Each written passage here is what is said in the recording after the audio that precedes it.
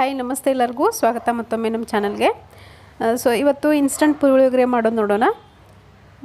ನಾನಿಲ್ಲಿ ಒಂದು ಪಾತ್ರೆಗೆ 2 ಟೇಬಲ್ ಸ್ಪೂನಷ್ಟು ಎಣ್ಣೆ ಹಾಕ್ಕೊಂಡು ಬಿಸಿ ಮಾಡ್ಕೊಂಡಿದ್ದೀನಿ. ಹಾಗೆ ಒಂದು ಈರುಳ್ಳಿ ಮತ್ತು ಒಂದು 4 ಹಸಿಮೆಣಸಿನಕಾಯಿ ತೊಗೊಂಡಿದ್ದೀನಿ. ಈರುಳ್ಳಿನ ಸಣ್ಣದಾಗಿ ಕಟ್ ಮಾಡ್ಕೊಂಡಿದ್ದೀನಿ. ಹಾಗೆ ಗೋಡಂಬಿ ಒಂದು 4 ರಿಂದ 5 ಆಪ್ಷನಲ್ಲು, ಬೇಕಿದ್ರೆ ಹಾಕ್ಕೊಳ್ಳಿ. ಹಾಗೆ ಕಡಲೆ ಬೀಜ 1 ಟೇಬಲ್ ಸ್ಪೂನ್ ಬೇಕಾಗುತ್ತೆ.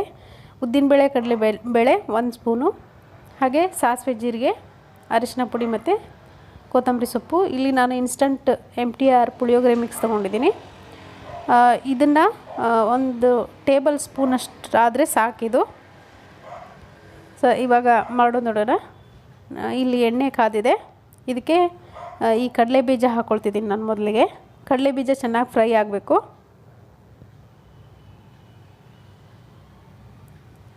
ಆಮೇಲೆ ಗೋಡಂಬಿ ಕೂಡ ಹಾಕ್ಕೊಂಡೆ. ಕಡಲೆ ಬೀಜ ಅರ್ಧದವರೆಗೂ ಫ್ರೈ ಆದಮೇಲೆ ಗೋಡಂಬಿ ಹಾಕ್ಕೊಂಡಿದ್ದೀನಿ. ಇದನ್ನು ಕೂಡ ಸ್ವಲ್ಪ ಹೊತ್ತು ಫ್ರೈ ಮಾಡ್ಕೊಳ್ಳೋಣ. ಜಾಸ್ತಿ ಕ್ವಾಂಟಿಟಿನಲ್ಲಿ ನೀವು ಪುಳಿಯೋಗರೆ ಮಾಡೋದಾದರೆ ಈ ವಿಧಾನನ ಅನುಸರಿಸಿ ಮಾಡಬಹುದು. ಕಡಲೆಬೇಳೆ ಉದ್ದಿನಬೇಳೆ ಕೂಡ ಹಾಕ್ಕೊಂಡಿದ್ದೀನಿ. ಇದು ಕೂಡ ಸ್ವಲ್ಪ ಕೆಂಪುವರೆಗೂ ಫ್ರೈ ಮಾಡ್ಕೊಳ್ಳಿ. ಇದಾದಮೇಲೆ ಸಾಸಿವೆ ಜೀರಿಗೆ ಹಾಕ್ಕೊಳ್ತಿದ್ದೀನಿ. ಸಾಸಿವೆ ಚೆನ್ನಾಗಿ ಫ್ರೈ ಆಗಲಿ. ಇದಾದಮೇಲೆ ಸಣ್ಣದಾಗಿ ಕಟ್ ಮಾಡಿ ಇಟ್ಕೊಂಡು ಈರುಳ್ಳಿ ಮತ್ತು ಈ ಹಸಿಮೆಣಸಿನ್ಕಾಯಿ ಕೂಡ ಹಾಕ್ಕೊಳ್ತಿದ್ದೀನಿ. ತುಂಬ ಚೆನ್ನಾಗಾಗುತ್ತೆ. ಈರುಳ್ಳಿ ಮತ್ತು ಹಸಿಮೆಣಸಿನ್ಕಾಯಿ ಯಾರೂ ಹಾಕೋದಿಲ್ಲ ಈ ಪುಳಿಯೋಗರೆಗೆ.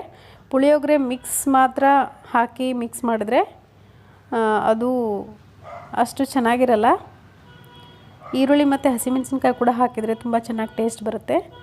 ಹಾಗೆ ರುಚಿಗೆ ತಕ್ಕಷ್ಟು ಉಪ್ಪು, 1 ಟೀ ಸ್ಪೂನಷ್ಟು ನಾನು ಅಚ್ಕಾರದ ಪುಡಿ ಕೂಡ ಹಾಕ್ಕೊಂಡಿದ್ದೀನಿ. ಈ ಈರುಳ್ಳಿ ಹಾಕಿರೋದ್ರಿಂದ ಪುಳಿಯೋಗರೆ ಮಿಕ್ಸ್ ಕೂಡ ಹಾಕ್ತೀವಲ್ಲ, ಅದು ಜಾಸ್ತಿ ಖಾರ ಅನಿಸಲ್ಲ. ಖಾರ ಇಷ್ಟಪಡೋರು ಹಾಕ್ಕೊಳ್ಳಿ, ಇಲ್ಲಾಂದರೆ ಸ್ಕಿಪ್ ಮಾಡ್ಬೋದು. ಹಾಗೆ ಇಲ್ಲಿ 1 ಟೇಬಲ್ ಸ್ಪೂನಷ್ಟು ನಾನು ಪುಳಿಯೋಗರೆ ಮಿಕ್ಸ್ ಪೌಡ್ರ್ ಹಾಕ್ಕೊಂಡಿದ್ದೀನಿ. ಜಾಸ್ತಿ ಕ್ವಾಂಟಿಟಿನಲ್ಲಿ ಮಾಡೋರು ಈ ಥರ ಮಾಡಿದ್ರೆ ತುಂಬ ಚೆನ್ನಾಗಿರುತ್ತೆ. ಪುಳಿಯೋಗರೆ ಮಿಕ್ಸ್ ಹಾಕಾದ್ಮೇಲೆ ಮೀಡಿಯಮ್ ಫ್ಲೇಮಲ್ಲಿಟ್ಟು ಸ್ವಲ್ಪ ಹೊತ್ತು ಫ್ರೈ ಮಾಡಿದ್ರೆ ಸಾಕು. ಜಾಸ್ತಿ ಫ್ರೈ ಮಾಡಿದ್ರೆ ಅದು ಸೀದಾ ಹೋಗುತ್ತೆ. ಆಗಲೇ ಫ್ರೈ ಆಗಿರುತ್ತೆ ಅದು. ಇವಾಗ ಕೊನೆಯದಾಗಿ ಕೊತ್ತಂಬರಿ ಸೊಪ್ಪು ಕೂಡ ಹಾಕ್ಕೊಳ್ತಿದ್ದೀನಿ ನಾನು. ಈ ಕೊತ್ತಂಬರಿ ಸೊಪ್ಪು ಹಾಕ್ಕೊಂಡು ಒಂದು ಸರಿ ಚೆನ್ನಾಗಿ ಮಿಕ್ಸ್ ಮಾಡ್ಕೊಳ್ಳಿ. ಇದಾದಮೇಲೆ ನಾನಿಲ್ಲಿ 2 ಬೌಲ್ನಷ್ಟು ರೈಸನ್ನು ಇದಕ್ಕೆ ಮಿಕ್ಸ್ ಮಾಡ್ಕೊಳ್ತೀನಿ. ಇವಾಗ